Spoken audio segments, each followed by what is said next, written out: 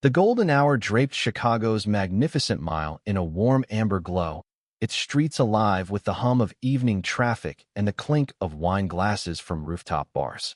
Elaine Carter moved through the bustling sidewalks with quiet grace, her gray cotton dress swaying gently against her knees. At 52, she carried the poise of someone who had spent decades shaping young minds, her hands still dusted with faint traces of chalk from an after-school literacy class. Her worn flats tapped softly against the pavement, a practical choice for a woman who valued purpose over pretense. Tonight, her heart thrummed with a special mission, to surprise her husband, Henry Brooks, with a reservation at the Pinnacle, the city's crown jewel of fine dining, for their 20th anniversary. Elaine's mind drifted to 2 decades ago when she and Henry were just dreamers in love. She was a teacher, pouring her soul into helping children in Chicago's underserved neighborhoods find their voices through reading. Henry, then a scrappy architect with a vision for sustainable urban spaces, had charmed her with his relentless optimism.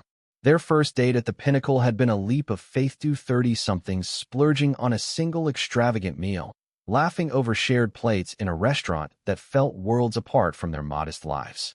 Now, with Henry's architectural firm thriving and Elaine's Carter Literacy Foundation transforming thousands of lives, she wanted to revisit that memory to celebrate their journey with a nostalgic dinner. The grand facade of the Pinnacle loomed ahead, its marble columns and floor-to-ceiling windows exuding untouchable elegance. Elaine paused, smoothing her dress, her fingers brushing the faint chalk stains that clung to her cuticles. She hadn't planned to dress up. Her literacy program had run late, and this was only a quick stop to secure the reservation for next week. Her watch read 6:30 p.m. perfect timing. The reservation was a surprise, a gesture to honor Henry's tireless work on his latest eco-friendly housing project. Elaine smiled, imagining his face when she revealed the plan. Pushing open the heavy glass door, she stepped into a world of opulence. Crystal chandeliers cast prismatic light across tables draped in pristine white linen, where Chicago's elite sipped martinis and murmured over candlelit dinners. The air carried the delicate scent of truffle oil and fresh orchids, and soft classical music wove through the hum of conversation. Elaine's heart quickened, not from intimidation, but from the thrill of reclaiming a piece of their past. She approached the hostess stand, where a young woman in a sleek black blazer stood, her name tag reading Claire. Elaine offered a warm smile, her voice steady. "Good evening. I'd like to make a reservation for next Friday for 2. Claire's eyes flicked over Elaine, lingering on her simple dress and chalk-flecked hands. Her practiced smile tightened. "I'm afraid we're booked solid for months," she replied, her tone clipped, as if the matter were settled. Elaine nodded, undeterred, her teacher's patience kicking in. "I understand it's a busy place," she said, her voice calm but earnest. "It's for our 20th anniversary, and this restaurant means a lot to my husband and me. Could I speak with someone about any openings?"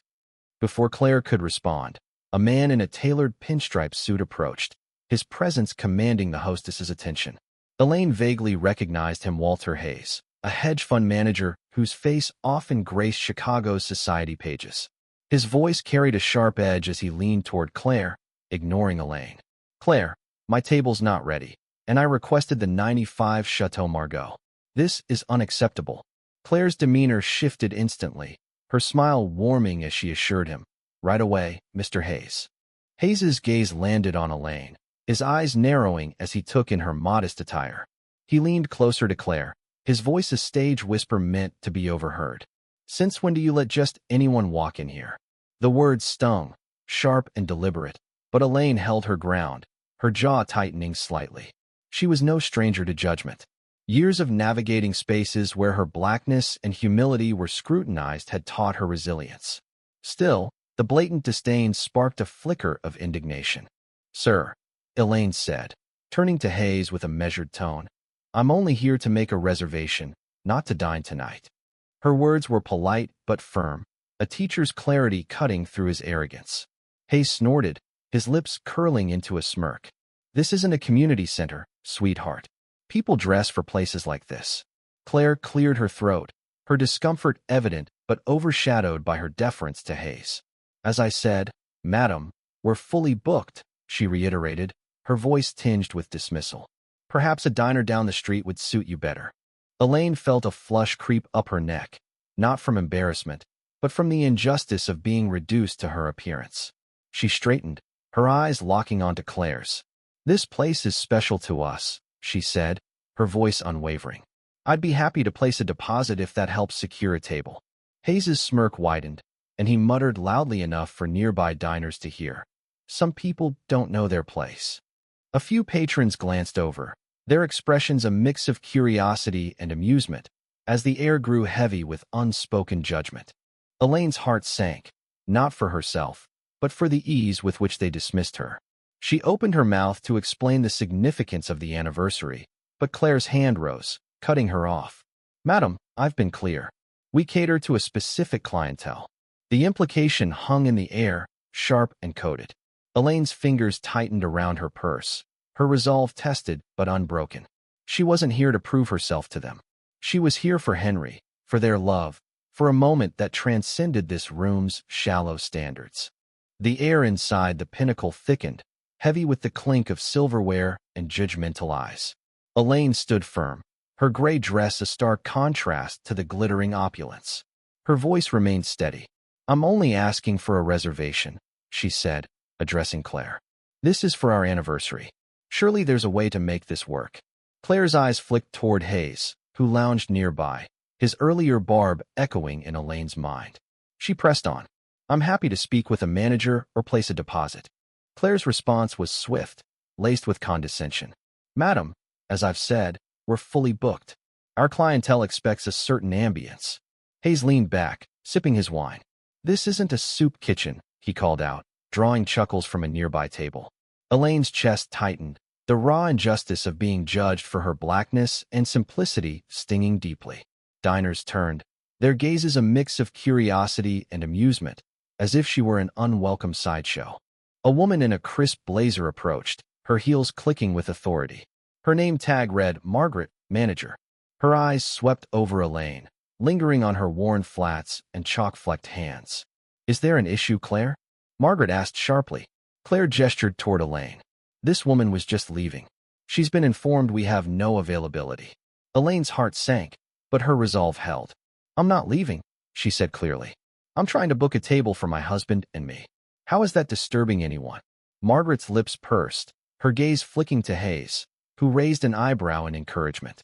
"Madam," she said, her voice dripping with condescension, "you're causing a disturbance. Our guests expect a refined environment, and we must maintain that standard." Elaine's fingers tightened around her purse.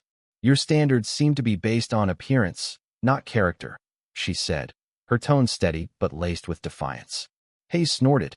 "Some people need to be told twice. This place isn't for everyone." A few diners laughed, emboldening Margaret, who stepped closer. "Madam, I must ask you to leave now, or I'll have you escorted out." Elaine's pulse quickened, disbelief mingling with indignation. "You're throwing me out for trying to make a reservation?" she asked, her eyes locking onto Margaret's. The manager's expression hardened. "We reserve the right to refuse service to anyone who doesn't meet our expectations." The room grew quieter, forks pausing as more patrons watched, some with amusement, others with unease. Elaine tried again. "My husband is—" Margaret cut her off, her smirk mirroring Hayes's. "Oh, let me guess. Someone very important. We hear that all the time." Elaine's breath caught, the dismissal cutting deep. She was a founder of the Carter Literacy Foundation, a mentor to thousands, yet here, reduced to nothing by their assumptions. Margaret signaled to a security guard, James, who approached hesitantly. "Ma'am, please," he said softly, gesturing toward the exit. Elaine stood her ground. "This isn't right," she said, her gaze sweeping from Margaret to Claire to Hayes. "You're judging me without knowing me." Hayes's laughter rang out, sharp and cruel. "Get her out of here. This isn't a charity kitchen." James gently guided Elaine toward the glass doors, his eyes downcast, clearly uncomfortable. As Elaine stepped onto the sidewalk, the Chicago evening wrapped her in a cool embrace. The restaurant's golden glow mocked her from behind the glass. The sting of humiliation lingered, not from the rejection, but from the brazen prejudice. Her fingers hovered over her phone, poised to call Henry. Before she could dial, the sleek purr of a finely tuned engine cut through the city's hum. A silver Mercedes glided to a stop at the curb, its polished surface reflecting the streetlights. Elaine's breath caught.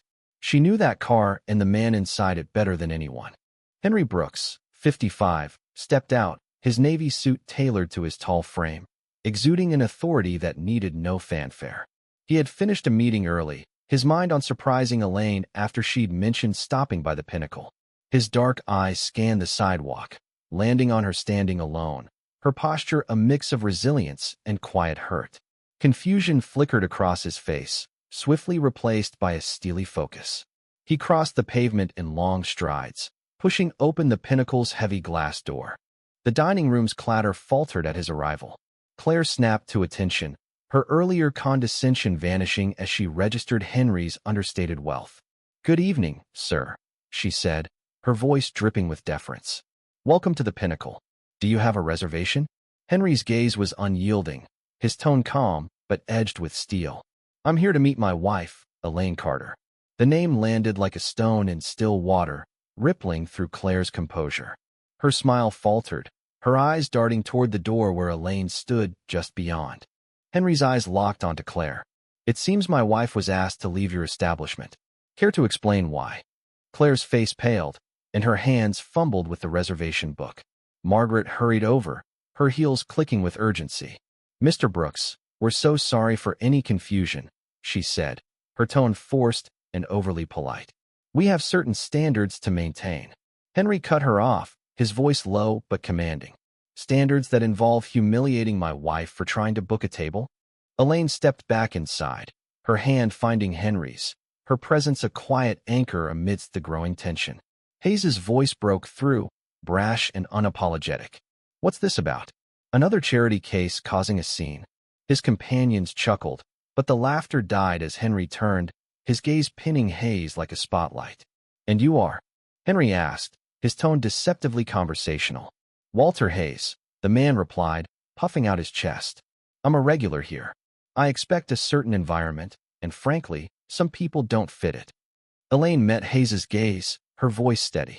"I was only trying to make a reservation for our anniversary," she said, her words clear. "I didn't realize that required fitting your mold." Henry's jaw tightened. "My wife," he said, his voice carrying to every corner of the silent restaurant, "is Elaine Carter, founder of the Carter Literacy Foundation, mentoring thousands of children. She serves on the Chicago Cultural Board, shaping this city's heart. And you dismissed her because of her dress." Claire stood frozen, her reservation book forgotten, while Margaret's professional mask slipped. Hayes shifted uncomfortably, his bravado wavering. "It's about maintaining a standard," he muttered, but the words lacked conviction. Margaret tried again, her voice trembling. "Mr. Brooks, perhaps we could discuss this privately. We'd be honored to accommodate you and your wife." Henry's expression didn't soften. "This isn't about accommodation," he said, his voice a quiet thunder. "It's about respect to the lack of it." James, the security guard, stepped forward, his broad frame tense with resolve. "She tried to explain," he said, his voice low but firm. "She mentioned her anniversary, her husband, but no one listened." His eyes met Elaine's, a quiet apology in them before he turned to Margaret. "I can't be part of this anymore." With deliberate care, he unclipped his security badge and placed it on the hostess stand, the soft clink echoing in the silent room. From a corner table, an elderly couple rose, their presence commanding despite their understated elegance. The woman, her silver hair swept into a bun, addressed the room. "We've dined here for 20 years, she said, her gaze sweeping from Margaret to Hayes. "But this obsession with appearances has poisoned what this place once was. We're done." Her husband nodded, guiding her toward the exit. Murmurs rippled through the diners, a few nodding in agreement, others staring at their plates. Elaine watched the cascade of consequences unfold, her heart torn between sorrow and hope. She hadn't sought this confrontation. Her only goal had been a simple reservation, but the raw prejudice demanded accountability. Henry's voice broke through, directed at Hayes. "My wife's work changes lives," he said. "She builds futures for kids who have nothing. What do you build besides barriers?" Hayes's face reddened, his confidence crumbling. Elaine touched Henry's arm, her voice soft but firm. "Henry, let's go. This isn't who we are." Her words were a lifeline, grounding them both. Henry nodded. But his final words to Margaret were resolute. "You've lost more than our business tonight. You've shown who you value and who you don't." The couple turned toward the exit, Elaine's hand in his, their unity a quiet rebuke to the room's earlier scorn. As they stepped into the Chicago night, the Pinnacle's facade of elegance stood exposed, its flaws laid bare. 2 weeks later, the late afternoon sun filtered through the tall windows of Elaine's community center office, casting golden patterns across walls adorned with vibrant children's artwork. Seated at a worn wooden desk, Elaine sorted through sketches of bright flowers and bold cityscapes, each a testament to the young mind she nurtured. Her gray dress had been replaced by a simple sweater and jeans, but the faint smudge of chalk on her wrist remained, a quiet badge of her dedication. The echoes of that evening at the Pinnacle lingered, not as bitterness, but as a spark for change. A Chicago Sun-Times article had ignited a firestorm, detailing the Pinnacle's discriminatory practices without naming Elaine, per her request. It struck a nerve, prompting readers to share their own stories of exclusion. Elaine read each one, her teacher's empathy stirred by the shared experiences. At her desk, she opened a letter from Claire, the former hostess. "I was wrong," it began. "Not just for how I treated you, but for the assumptions I've carried too long. I'm learning to do better." Claire had left the Pinnacle and asked to volunteer at Elaine's community center. Elaine penned a reply, inviting her to join an upcoming literacy workshop. Redemption, she knew, began with such steps. The door creaked open, and James, the former security guard, stepped inside, now clad in a casual polo shirt. After quitting the Pinnacle, he'd found work at Harmony Table, a pay-what-you-can restaurant that welcomed all. "Mrs. Carter," he said warmly, "that night changed how I see things." Elaine set down her pen. "You stood up, too, James. That took courage." He grinned shyly. "I'm learning from you seeing people for who they are, not what they look like." Elaine and Henry had chosen Harmony Table for their anniversary dinner, drawn to its mission of fostering community. The memory of that evening flickered in her mind, the warm, rustic interior buzzing with families laughing and strangers sharing stories. Elaine and Henry had sat among them, their table a tapestry of diverse voices, a single mother celebrating her son's birthday, an elderly man recounting tales of old Chicago. The absence of judgment had felt like a balm. Henry had quietly arranged to cover every meal that night, his donation a silent affirmation of Harmony Table's values. Back in her office, Elaine's thoughts turned to the Pinnacle's broader impact. Margaret had resigned, and the restaurant announced a training program to address bias. Elaine didn't revel in these changes. She wasn't one for vengeance, but she saw their necessity. Her phone buzzed with a text from Henry. "Board meeting went well. Your literacy program expansion is fully funded." Elaine smiled, her fingers tracing a child's drawing. James had submitted a proposal to the Carter Literacy Foundation, outlining a plan to bring literacy workshops to more underserved neighborhoods. Elaine had guided him, shaping his vision into something tangible. The Chicago night unfurled like a velvet curtain, stars piercing the sky above Harmony Table, a modest brick building nestled in a vibrant corner of the city. Elaine stood outside, her breath visible in the crisp May air, her cream blouse and jeans a quiet rebellion against the Pinnacle's exclusivity. Tonight, on their 20th anniversary, she felt a lightness that transcended past wounds. Henry's warm smile grounded her as they stepped through the door, greeted by the scent of fresh-baked bread and rosemary. The restaurant buzzed with life, its wooden tables crowded with Chicago's soul families, lone diners, and workers sharing stories. A young server waved them to a communal table where a family laughed over a child's birthday cake. Elaine's spirit lifted. This was a place where no one questioned her presence. They settled in, the table alive with chatter. Elaine's eyes met those of a young mother whose son proudly showed off a crayon drawing. "That's beautiful," Elaine said, drawing a shy grin from the boy. Henry leaned in playfully. "You've got competition, Elaine. That kid's got an eye for color." She laughed, the sound mingling with the room's joyful hum. Midway through their meal, the restaurant's founder, Sarah, approached, her apron tied loosely over a faded denim shirt. A former chef, she'd traded fine dining for this haven of inclusivity. "Welcome," Sarah said sincerely. "I hear you're celebrating something special." Elaine nodded, her fingers brushing Henry's. "Our 20th anniversary," she said, her smile radiant. This place feels perfect. Sarah shared Harmony Table's mission cooking classes for kids, job training for those rebuilding lives, and Elaine felt a kinship, her work with youth echoing Sarah's vision. James appeared, now a server, carrying a tray of desserts. "Mrs. Carter, Mr. Brooks," he said, setting down a slice of chocolate tart. "This placey, it's because of you I'm here." Elaine tilted her head. "You chose this path, James. We just gave you a nudge." He shook his head, gratitude in his eyes. "You showed me what standing up looks like for everyone who's been pushed out." Henry had quietly arranged to cover the evening's meals, a gesture Sarah revealed with a grateful nod. The room erupted in soft cheers, strangers toasting with glasses of water and wine. Elaine met Henry's gaze, their shared values palpable. This was their anniversary, a celebration of love woven into community. As they stepped outside, the Chicago sky glittered. A small sign caught Elaine's eye in a distant window where the Pinnacle stood. "Under new management, all are welcome." Change, she knew, began with moments like these, quiet, persistent, rooted in truth. "Happy anniversary," Henry murmured, his eyes reflecting the stars. Elaine's smile deepened. 20 years, and you still show me what love can do." Their story was a testament to resilience, a reminder that true worth shines beyond appearances. We'd love to hear your thoughts in the comments below. Have you faced judgment or witnessed courage that sparked change? Share your experiences, especially on the themes of prejudice and injustice in everyday life. Take a stand, express your views, and let's build a conversation that matters.